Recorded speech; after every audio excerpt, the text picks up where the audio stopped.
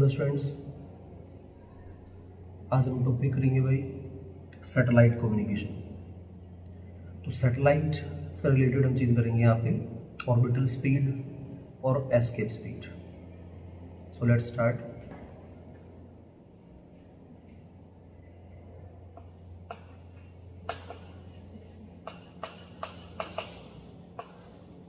सबसे पहला पॉइंट है सैटेलाइट क्या है। सैटेलाइट क्या चीज़ है? जब भी कोई ऑब्जेक्ट अपने साइज के रिस्पेक्ट में कोई बहुत ज़्यादा हैवी ऑब्जेक्ट के सराउंडिंग में रोटेट करके तो उसको नाम देते हैं satellite. Any object which is revolving around another object which is having very large mass then that of other is known as satellite. Any object which is having very large mass than that of other is called satellite. Satellite काफी types होंगे, काफी type है satellite के, जैसे कि active satellite. Active को बोल सकते हैं आर्टिफिशियल। वो सैटेलाइट जो मैन मेड होते हैं, और ऑब्वियसली सीधी सी बात है यार, आदमी कोई भी अगर मान लिया सैटेलाइट भेजेगा, जैसे इनसैट ए है, इनसैट बी है, ये जब आदमी ने भेजे हैं तो किसके लिए भेजे हैं? अपने पर्सनल बेनिफिट के लिए। और पर्सनल बेनिफिट का मतलब क्या है? जैसे कि कम्युनिकेशन सिस्टम के लिए, जैसे गूगल मैप है, ठीक है, गूगल अर्थ है, तो सारे एप्लीकेशंस जो है किसके भी आप पे काम करती हैं? एक्टिव सैटेलाइट के बिहाफ पे काम करती हैं। तो ये सैटेलाइट क्या कहलाएंगे? एक्टिव सैटेलाइट, ठीक है, which are equipped with electrical और इलेक्ट्रॉनिक डिवाइसेस, ठीक है, and which are used for communication system. Second हमारे पास पॉइंट है पैसिव। पैसिव का दूसरा नाम है नेचुरल। वो सैटेलाइट जो क्या मैनमेड नहीं हो, ये नेचुरल सैटेलाइट होंगे, जैसे कि मून है, ठीक है, ये क्या कम्युनिकेशन में काम आ सकते हैं? काम आ सकते हैं, but these are used to just reflect signals. ये सिग्नल को रिफ्लेक्ट कराने के काम आ सकते हैं जो पैसिव सैटेलाइट्स हैं, ठीक है, लेकिन इनको प्रोसेसिंग नहीं करा सकते कुछ भी, ठीक है भाई।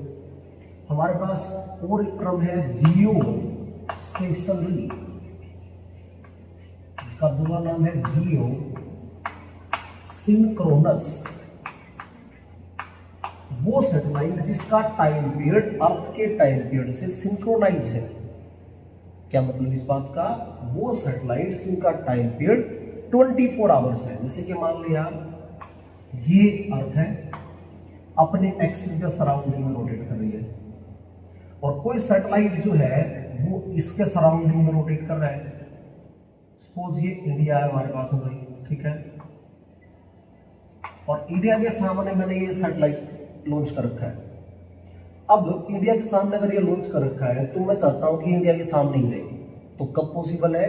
अगर अर्थ 24 आवर्स में रोटेट रिवॉल्व कर रही है, अपने एक्सिस के सराउंडिंग में रोटेट कर रही है, तो दूसरा जो सैटेलाइट इसके सराउंडिंग में रिवॉल्व कर रहा था उसका टाइम पीरियड भी इससे मैच खाना चाहिए। और मैच करने का मतलब है 24 आवर्स होना चाहिए, क्योंकि अर्थ अपने एक्सिस पे चक्कर लगाती है 24 आवर्स में, तो सैटेलाइट का टाइम पीरियड कितना होगा? 24 आवर्स। अब 24 आवर इसका रोटेशन टाइम है और 24 आवर्स इसका रिवॉल्यूशन टाइम है। इसलिए हमें ये हमेशा कैसा लगेगा? रेस्ट फॉर्म में लगेगा अर्थ से देखने पर, इसलिए इसको नाम दिया गया जियो स्टेशनरी सैटेलाइट्स। वो सैटेलाइट्स जिनका टाइम पीरियड 24 आवर्स होते हैं और वो अर्थ से देखने पर क्या लगेंगे? स्टेशनरी फॉर्म में लगेंगे, उनको नाम देंगे जियो स्टेशनरी सैटेलाइट्स, ठीक है। whose time period of revolution is 24 hours, जिनका टाइम पीरियड क्या है? 24 आवर्स। ठीक है भाई। एक और टर्म है पोलर सैटेलाइट। पोलर सैटेलाइट क्या होते हैं? वो सैटेलाइट है जो अर्थ के पोल्स के सराउंडिंग में रोटेट करते हैं, उनको नाम देंगे पोलर सैटेलाइट। ये अर्थ है और ये अर्थ के पोल्स के सराउंडिंग में रोटेट करेंगे, उनको नाम देंगे पोलर सैटेलाइट्स। ये एक तरह से स्पाई का काम करते हैं, तो इनको स्पाई सैटेलाइट भी बोला जाता है। These are known as spy satellites। ठीक है, तो ये था हमारे पास सैटेलाइट पॉइंट। अब इसमें हम सैटेलाइट का पढ़ेंगे लॉन्चिंग ऑफ सैटेलाइट, कि लॉन्च कैसे किया जाता है। Launching of satellite. सपोज ये अर्थ है, मैं यहां से सैटेलाइट को लॉन्च कर रहा हूं सरफेस से। अगर मैं इसको स्पीड कम प्रोवाइड करूंगा तो क्या होगा? अर्थ सरफेस वापस आ जाएगा। मैंने थोड़ी और स्पीड इसको ज्यादा दी, लेकिन तब भी रिक्वायर्ड स्पीड से कम रही, तो फिर भी नीचे आ गया। तो एक मिनिमम स्पीड होगी जिस स्पीड से किसी भी सैटेलाइट को अपवर्ड डायरेक्शन में प्रोजेक्ट किया जाता है, ताकि वो अर्थ के ग्रेविटेशनल फील्ड से बाहर निकल जाता है। और उस स्पीड को क्या नाम दिया जाता है? एस्केप स्पीड, जो भी हमारा नेक्स्ट टॉपिक है। ठीक है,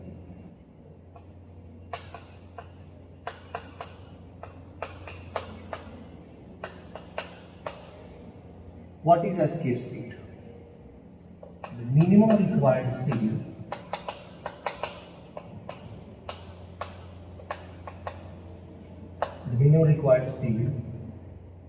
to be projected for a satellite in upward direction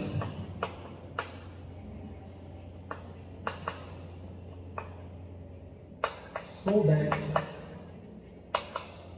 it will escape out of gravitational field of Earth, ताकि अर्थ की ग्रेविटेशनल फील्ड से बाहर निकल जाए। तो इस मिनिमम स्पीड जो रिक्वायर्ड है, इसको क्या नाम देते हैं भाई? Escape speed. अब डराइव कैसे करेंगे इसको, देखते हैं भाई। ये मान लो अर्थ है, रेडियस ऑफ अर्थ है r, और इसको इन्फिनिटी डिस्टेंस तक पहुंचाना सैटेलाइट को, मान लिया सरफेस से। यहां से वहां पहुंचाना, तो मैंने कहीं बीच में ए पॉइंट मान लिया। ए पॉइंट तक की डिस्टेंस क्या मान ली? x। इसके वेरी क्लोज कोई बी पॉइंट मान लिया, जो कि डिस्टेंस क्या मान ली? x का स्मॉल पार्ट dx। ठीक हो गया। अब अगर मैं स्मॉल डिस्प्लेसमेंट का वर्क निकाल दूं कि यहां से इसको यहां तक पहुंचाने में मैंने इतना वर्क किया, और उसका कर दें इंटीग्रेशन, टोटल वर्क आ जाएगा। और जो टोटल वर्क आएगा वो हमारे पास क्या होगा? किसके बिहाफ पे बनेगा वर्क? उसको स्पीड दी होगी हमने, काइनेटिक एनर्जी प्रोवाइड की होगी, तभी तो ऊपर जाएगा। तो उसका मतलब काइनेटिक एनर्जी जो हमने प्रोवाइड की थी वो पोटेंशियल एनर्जी में कन्वर्ट हो जाएगी। दोनों को बराबर रख देंगे हमें। देखो भाई, वर्क इज इक्वल टू क्या बनेगा हमारे पास? Force dot displacement of dot dx is equal to dw। Dot को रिमूव कर दो, क्या आएगा? F dx। ठीक है, कोस ऑफ थीटा, जबकि थीटा कितना बनेगा? 0 डिग्री, तो F dx cos of 0 degree, cos 0 1। क्यों बना? क्योंकि फोर्स भी अपवर्ड डायरेक्शन में है, थ्रस्ट। ठीक है, और दूसरा पास में हम डिस्प्लेसमेंट वर्क करा रहे हैं इस सैटेलाइट की, दोनों की डायरेक्शन क्या होगी? सेम, तो कोस 0 डिग्री। तो F dx is equal to small 1। Force की वैल्यू पुट करेंगे ग्रेविटेशन की, ए पॉइंट पे कितनी बनेगी? ये अर्थ का मास है कैपिटल M, सैटेलाइट का मास है स्मॉल m, दोनों के बीच डिस्टेंस x है। तो हमारे पास में कितना फोर्स लगेगा? g कैपिटल M, सैटेलाइट का mass small m, A point तक डिस्टेंस है x, तो डिस्टेंस का square multiply dx is equal to work done. देखो बेटो, स्मॉल वर्क आ गया, dw equal to g capital M small m divide by x। को इतना फोर्स है, डिस्प्लेसमेंट इतनी है, स्मॉल वर्क आ गया। इंटीग्रेशन बोथ साइड, क्या मिलेगा बताओ? dw का इंटीग्रेशन इस तरफ g capital M small m integration of 1/x² into dx। अब लिमिट बताओ क्या बनेगी भाई, हम r से कहाँ लेके जा रहे हैं, इनफिनिटी तक, तो r से इनफिनिटी लिमिट या 0 से w लिमिट, dw का इंटीग्रेशन w आ जाएगा, g capital M small m बाहर आ जाएगा, x की पावर ऊपर जाके क्या बनेगी -2, जितनी पावर है उसमें 1 प्लस करेंगे, जितनी बन जाएगी उससे डिवाइड, लिमिट r से इनफिनिटी क्या मिलेगा, g capital M small m minus बाहर ले लो, x की पावर ऊपर जाके क्या बचेगी -1 बचेगी, नीचे आके क्या बन जाएगी x की पावर 1, और जिसकी लिमिट क्या है r से इनफिनिटी। ठीक हो गया भाई, क्या होगा भाई, upper limit minus lower limit, तो minus g capital M small m, x की जगह upper limit infinity, lower limit r 1/∞ 0, minus बाहर आएगा माइनस माइनस प्लस, तो capital G small m m upon में r, this is equal to 1। ये work आ गया। अब एक बात बताओ यार, ये वर्क जो आया है किसके लिए आपके हुआ है, काइनेटिक एनर्जी के लिए आपको होगा, हमने काइनेटिक एनर्जी को प्रोवाइड की है, तो काइनेटिक एनर्जी को इस पोटेंशियल एनर्जी से इक्वेट कर देंगे। As we know work done will be on basis of kinetic energy provided to satellite। क्या बनेगा भाई, g capital M small m by r किसके बराबर, हाफ mv²। स्मॉल m किसका मास है, सैटेलाइट का मास है, स्मॉल m से स्मॉल m कैंसिल, क्या होगा भाई, 2 इधर ले आओ, 2 capital Gm divided r is equal to v², और v कितना आएगा बताओ, √2Gm डिवाइड बाय r। सही बात है भाई, जबकि स्मॉल g का फॉर्मूला क्या होता है, Gm/r²। We know g is equal to Gm divide by r², और g इंटू r² क्या हो जाएगा, Gm पुट कर दो वैल्यू, क्या आएगा 2Gr² divide by r, root के अंदर r से r कैंसिल, तो √2Gr। इसका फॉर्मूला आ गया एस्केप स्पीड का फॉर्मूला। अगर मैं यहाँ रेडियस ऑफ अर्थ पुट कर देता हूँ, g की वैल्यू पुट करता हूँ अर्थ के लिए, मैं सोल्व करता हूँ इसको, तो वैल्यू आएगी √2 इंटू 9.8 इंटू 6.4 इंटू 10⁻⁶। अगर इसको सोल्व किया जाए तो वैल्यू आएगी 11.2 किलोमीटर पर सेकेंड आपका आंसर। तो इसका मतलब कम से कम में 11.2 किलोमीटर पर सेकंड स्पीड प्रोवाइड करनी पड़ेगी सैटेलाइट को, तभी वो अर्थ की ग्रेविटेशनल फील्ड से एस्केप आउट हो पाएगा। क्लियर पॉइंट हुआ?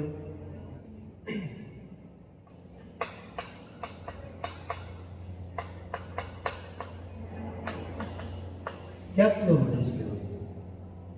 एक स्पीड है जिस स्पीड से कोई भी सैटेलाइट अपने ऑर्बिट के अंदर रिवॉल्व करता है, उसको क्या नाम देते हैं, ऑर्बिटल स्पीड। जैसे कि इंपॉर्टेंट टॉपिक है, आर रेडियस ऑफ अर्थ है, इससे h हाइट के ऊपर कोई सैटेलाइट जो है रिवॉल्व कर रहा है, ठीक है। टोटल जो डिस्टेंस है वो मान लेंगे r प्लस h, जिसको स्मॉल r से डिनोट करते हैं, ठीक हो गया। क्या होगा भाई, let mass of Earth is equal to m kilogram, mass of satellite equal to small m kilogram। ठीक है भाई। अब एक चीज सुनो, जब इन दोनों के बीच का ग्रेविटेशनल फोर्स किसके बराबर आ जाएगा, सेंट्रीपिटल फोर्स के, तब वो चीज जो है रोटेट करना शुरू करेगी। इसका मतलब force of gravitation between Earth and satellite क्या होगा बताओ, अब is equal to g capital M small m divide by में स्मॉल r का स्क्वायर, क्योंकि h हाइट पे था और h हाइट प्लस r दोनों का सम कितना लिखा हमने, स्मॉल r लिखा है। तो एक फॉर्मूला फोर्स का ये बन गया। Also F is equal to g F equal to mv square by में सेंट्रीपिटल फोर्स। जब ग्रेविटेशनल फोर्स की वैल्यू सेंट्रीपिटल फोर्स के बराबर आएगी तो वो चीज रोटेट करना शुरू करेगी। इसका मतलब when gravitational force become equal to centripetal force, then satellite start revolving, तो रिवॉल्व करना स्टार्ट कर देगा सैटेलाइट। और इसका मतलब द सिंपलाइज फ्रॉम इक्वेशन 1 एंड 2, एक बन जाएगा mv² बाय में r, दूसरा g capital M small m divide by में r square, small m cancel, r से r कैंसिल, और हमारे पास क्या आएगा v square is equal to g capital M by में r। ठीक होगा, यहां से वैल्यू निकालो भाई, v स्क्वायर हमारे पास इतना है तो v बन जाएगा root g m divide by r। Main formula हमारे पास ये है, बाकी हम इसमें और फर्दर चेंज करके वैल्यू निकाल सकते हैं, जैसे कि भाई put value of small r इसके बराबर होगा r प्लस h, क्या बन जाएगा v is equal to g capital M divide by r plus h। Root के अंदर भाई let capital R is greater of h, अगर कैपिटल R की वैल्यू r जो थी वो h से बहुत ज्यादा बड़ी हो, तो बहुत बड़ी ज्यादा होगी r की वैल्यू h से, तो h को नेगलेक्ट कर सकते हैं। इसका मतलब है, इसका मीनिंग क्या है, satellite is revolving very close to Earth surface, Earth surface की वेरी क्लोज रोटेट कर रहा है, तो क्या होगा, h नेगलेक्ट हो जाएगा और v आ जाएगा हमारे पास रूट gm डिवाइड बाय में r। सही है, अब क्या करोगे, also G M divide by में R square is equal to small G होता है, तो जी इंटू आर स्क्वायर कितना बन जाएगा, कैपिटल जी इक्वल, तो v कितना आ जाएगा जी इंटू आर स्क्वायर बाय में आर, रूट के अंदर आर से आर कैंसिल, तो रूट जी आर, ये फार्मूला है हमारे पास में भाई ऑर्बिटल स्पीड का फार्मूला। ठीक है, नेक्स्ट पॉइंट है भाई time period of satellite.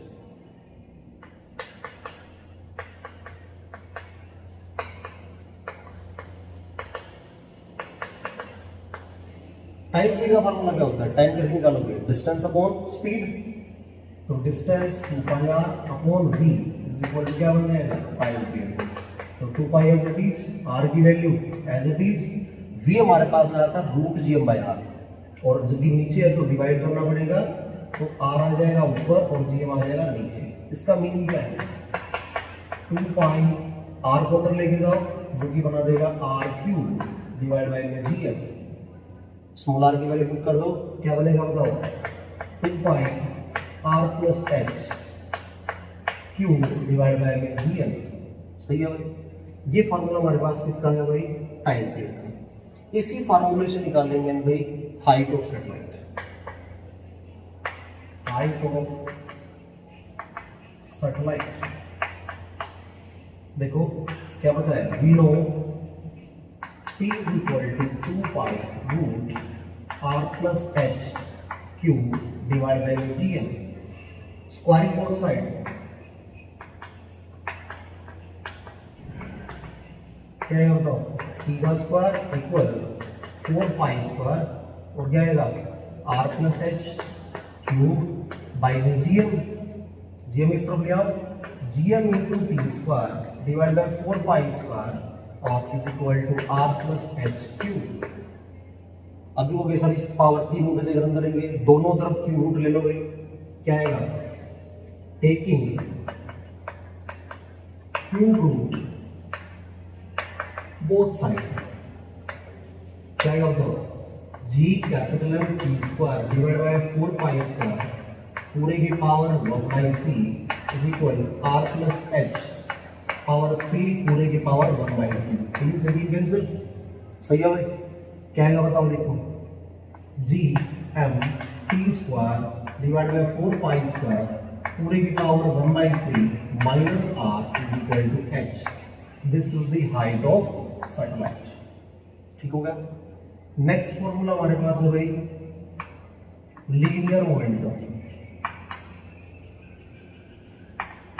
Formula क्या होता है, P m इंटू वी के बराबर, पुट कर दो value, M as it is, V की वैल्यू क्या थी root G M by R, तो root G M divide by R, इस आर स्मॉल आर में एम को अंदर लेके जाओ, क्या बनेगा बताओ, P is equal to root G capital M small M square और divide by are.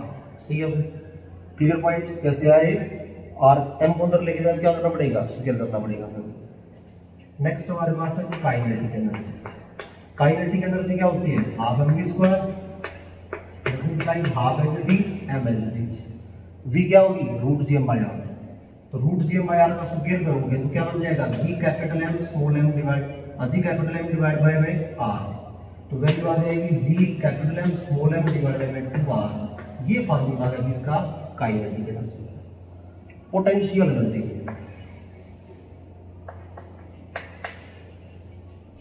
Potential energy क्या होगी, कौन सी एनर्जी है, एमजीएस नहीं है, ये ग्रेविटेशनल पोटेंशियल एनर्जी है।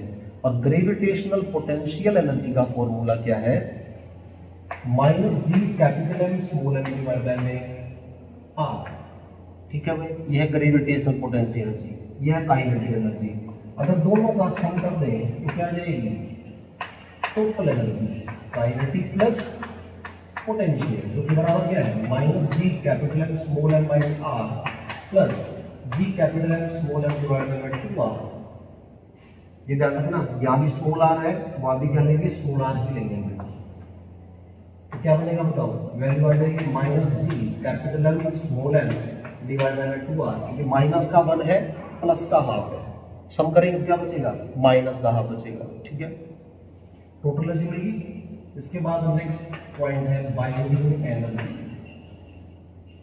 बाइंडिंग एनर्जी क्या है, वो एनर्जी है जितनी एनर्जी से कोई भी सैटेलाइट किसी भी प्लेनेट के सराउंडिंग में रिवॉल्व करते हुए बाउंड है, कितनी एनर्जी से बाउंड है, वो है टोटल एनर्जी।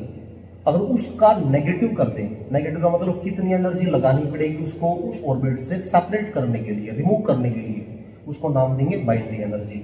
और जो कि किसके बराबर होती है, नेगेटिव ऑफ टोटल एनर्जी। अब इसका नेगेटिव क्या हो गया, G capital M small M divided by 2r। ये फार्मूला हमारे पास है भाई बाइंडिंग एनर्जी का। Clear, no doubt, thank you very much.